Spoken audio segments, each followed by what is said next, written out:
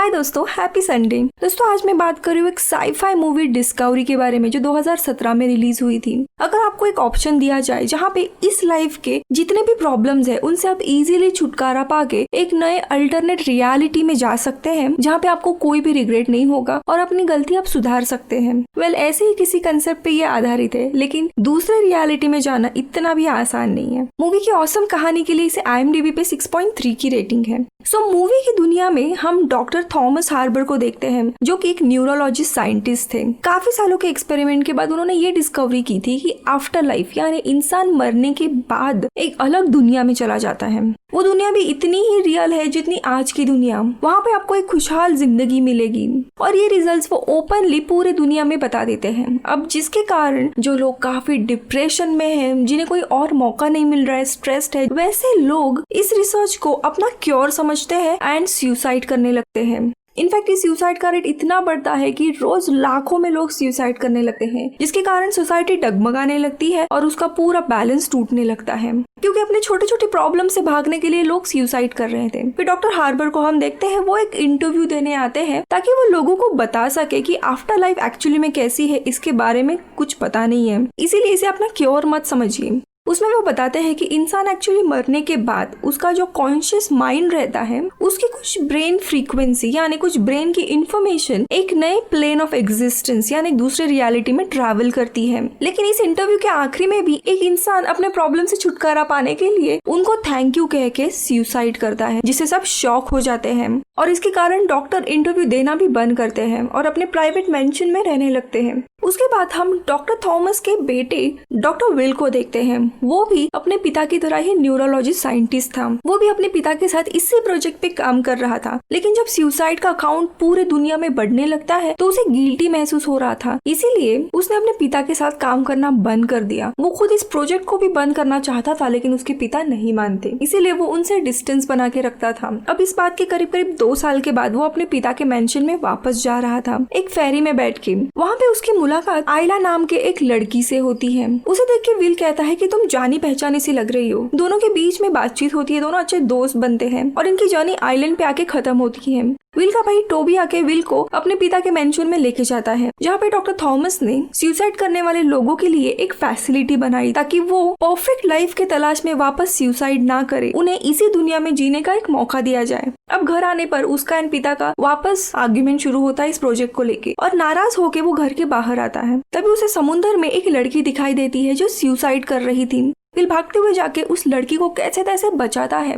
ये लड़की वही आयला थी। उसे वो मेंशन में लेके आता है और अपने पिता से मिलाता है। डॉक्टर थॉमस उसे कुछ सवाल पूछते ताकि उसके मेंटल स्टेट क्या है वो जान सके और उसे फैसिलिटी में भर्ती कराते हैं। अब अगले दिन डॉक्टर थॉमस सभी स्टाफ एंड लोगों की मीटिंग बुलाते हैं, जहाँ पे वो बताते हैं कि उन्होंने एक मशीन की डिस्कवरी की है जिसके जरिए वो आफ्टर लाइफ एग्जैक्टली क्या है, यानी मरने के बाद इंसान की वो ब्रेन फ्रीक्वेंसी कहाँ ट्रैवल करती है वो रिकॉर्ड कर सकते हैं। लेकिन इस एक्सपेरिमेंट के लिए उन्हें एक लाश की जरूरत थी। अब इसीलिए टॉबी, आयला और ना चाहते हुए भी विल उनकी मदद करते हुए मॉर्ग से फिलिप नाम के एक आदमी की लाश चुराते हैं जिसके ऊपर एक्सपेरिमेंट हो। अब अगले दिन डॉक्टर उस पे एक्सपेरिमेंट शुरू करते हैं, लेकिन एक्सपेरिमेंट के वक्त उन्हें मॉनिटर पे आफ्टर लाइफ के कुछ भी ट्रेसेस नहीं मिलते, यानी मॉनिटर पे कुछ भी डिस्प्ले नहीं होता, जिससे सब लोग डिसअपॉइंट होके निकल जाते हैं। उसके थोड़ी देर के बाद विल यहाँ पे आता है और वो मॉनिटर को एक मिसिंग वायर लगाता है, यानी उसने जानबूझ के मॉनिटर की एक वायर निकाल दी थी ताकि मॉनिटर पे कुछ डिस्प्ले ना हो। वो नहीं चाहता था कि पिता का ये प्रोजेक्ट सक्सेसफुल हो, क्योंकि वो ऑलरेडी गिल्ट में जी रहा था कि उसके कारण पूरी दुनिया में इतने लोग सुसाइड कर रहे हैं। अब थोड़ी देर के बाद वो खुद रूम में आता है और मॉनिटर को ठीक करता है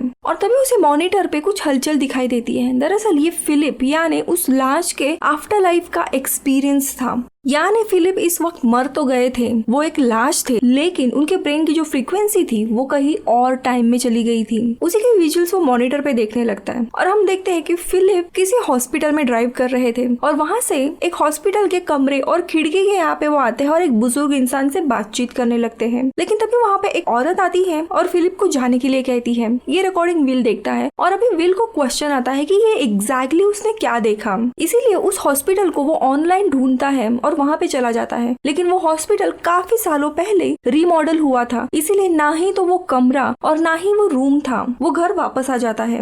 अब अगले दिन डॉक्टर थॉमस वापस एक स्टाफ और लोगों की मीटिंग बुलाते हैं और लेसी नाम के स्टाफ की लड़की को घर से निकाल देते हैं, क्योंकि वो उस फेल्ड अटेम्प्ट और एक्सपेरिमेंट के बारे में बाहर लोगों को बता रही थी। इसी दरम्यान विल और आयला, इनकी दोस्ती गहरी होती है और वो फिलिप की जो रिकॉर्डिंग थी उसके बारे में आयला को बताता है। विल के अनुसार ये डिवाइस इंसान की कोई पुरानी याद दिखाता है, ना कि आफ्टर लाइफ। अब इस बात की जांच पड़ताल करने के लिए ये दोनों भी एक रात उस हॉस्पिटल में चोरी छुपे जाते हैं और फिलिप के रिकॉर्ड्स ढूंढने लगते हैं। उसके आखिरी नाम से उन्हें फिलिप के पिता का रिकॉर्ड मिलता है, जो कि इसी हॉस्पिटल में गुजर गए थे। तभी आयला नोटिस करती है फिलिप के लाश के हाथ पे एक टैटू था, वो और आफ्टर लाइफ की रिकॉर्डिंग में जो फिलिप है उसके हाथ का टैटू बिल्कुल अलग है, जिससे दोनों यही कंक्लूजन पे पहुंचते हैं कि शायद आफ्टर लाइफ जैसी कोई रियलिटी है और फिलिप मरने के बाद उसी में चला गया है और उसी के रिकॉर्डिंग ये लोग देख रहे हैं। अब दोनों भी फिर उस औरत को ढूंढने लगते हैं जो वीडियो में थी। हॉस्पिटल के डॉक्यूमेंट से पता लगता है कि वो औरत दरअसल फिलिप की बहन थी। उसके एड्रेस से ये लोग उसके घर जाते हैं एंड उनसे फिलिप के बारे में पूछते हैं। उस औरत से मिलने पर हकीकत पता लगती है कि सालों पहले फिलिप अपनी बहन और अपने बीमार पिता को छोड़ के चला गया था और कभी वापस मिलने भी नहीं आया और ना ही हॉस्पिटल में विजिट किया था। अब ये सुनते ही विल पूरी तरीके से श्योर हो जाता है कि कोई आफ्टर लाइफ यानी एक कोई अल्टरनेट रियलिटी है, उसमें फिलिप जी रहा है। इसी दरम्यान विल और आयला एक दूसरे से काफी क्लोज आते हैं, उनमें प्यार हो जाता है और दोनों भी अपना अपना एक पर्सनल मोमेंट शेयर करते हैं।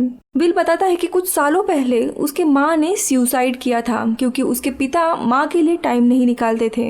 इसी बात से फ्रस्ट्रेट होके उनके एनिवर्सरी के दिन ही माँ ने सुसाइड किया था। ये एक और फैमिली ट्रेजेडी थी जिसके कारण विल ने पिता के साथ काम करना बंद किया था। तो आयला बताती है कि उसका एक छोटा बेटा था और एक दिन दोनों भी समुद्र में खेलने के लिए गए थे और एक दिन समुद्र के किनारे जब आयला नैप ले रही थी तभी उसका बेटा ओलिवियर जो कि 5 साल का था समुद्र में खेलते हुए डूबकर मर जाता है, जिसका रिग्रेट आज भी आयला को है और इसीलिए वो सुसाइड करने की कोशिश करती है। अब अगले दिन डॉक्टर थॉमस खुद पे एक्सपेरिमेंट करने के लिए मशीन से कनेक्ट करते हैं खुद को। यहाँ पे गौर करने की बात ये है कि डॉक्टर मरे नहीं है, इसीलिए इनकी जो स्टेट है उसे लिम्बो कहते हैं। इनकी और फिलिप जो शव था उन दोनों की भी स्टेट अलग अलग है। डॉक्टर मशीन के थ्रू उस आफ्टर लाइफ में पहुंच जाते हैं और हम उनकी ये रिकॉर्डिंग स्क्रीन पे देखने लगते हैं। वो उसी एनिवर्सरी के दिन पहुंचते हैं जब उनकी पत्नी ने सुसाइड किया था।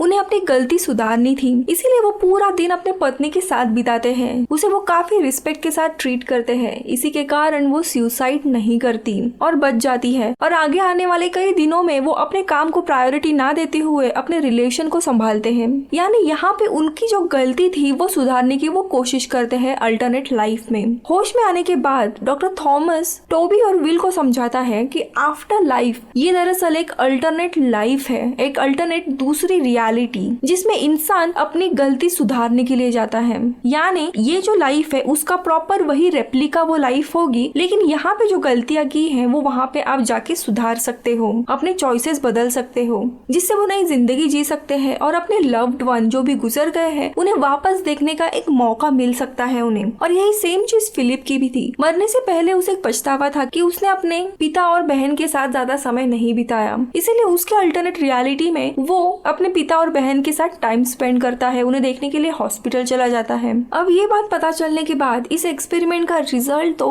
पहले से भी ज्यादा खतरनाक था, क्योंकि अगर लोगों को पता चला कि देयर इज अल्टरनेट रियलिटी जिसमें वो अपने गुजरे हुए फैमिली मेंबर्स, दोस्त, पति, पत्नी उन्हें वापस देख पाएंगे, उनसे मिल सकेंगे और अपनी खुशहाल जिंदगी उनके साथ बिता सकते हैं, तो और लोग सुसाइड करने लगेंगे और सुसाइड का रेट बढ़ जाएगा, क्योंकि लोगों को अपनी गलतियां वहाँ पे सुधारने का एक मौका मिलेगा, जिससे अपनी इमेजिनेशन को वो रियल दुनिया में लाने की कोशिश करेंगे। इसीलिए डॉक्टर थॉमस और बाकी के लोग यही फैसला करते हैं कि इस मशीन को डिस्ट्रॉय कर देना है ताकि किसी को भी इस प्रोजेक्ट के बारे में पता ही ना चले। और बाद में जब मीटिंग में लोगों को इस प्रोजेक्ट के क्लोज होने का वो बताने वाले थे, तब भी वहाँ पे लेसी आती है जिसको निकाल दिया था और वो अचानक से आयला को शूट करती है। उसे मारने के बाद वो कहती है कि मैं आयला को शूट नहीं कर रही हूँ, उसे रिलोकेट कर रही हूँ। इसका मतलब हमें जल्दी पता लगेगा। अब आयला विल के जिंदगी में नहीं थी। ये जानने के बाद उसे बहुत ही दुख होता है और अपने पिता को बिना बताए वो उस मशीन से खुद को कनेक्ट करता है ताकि वो आयला से मिल सके, उसे बचा सके शूट होने से और उसके साथ एक अल्टरनेट रियलिटी में जी सके। उस मशीन से कनेक्ट करने के बाद वो खुद के आफ्टर लाइफ रियलिटी में पहुंच जाता है ताकि आयला से मिल सके। अब जैसे कि हमें पता था कि ये एक अल्टरनेट रियलिटी है जहाँ इंसान अपने रिग्रेट्स को चेंज करना चाहता है,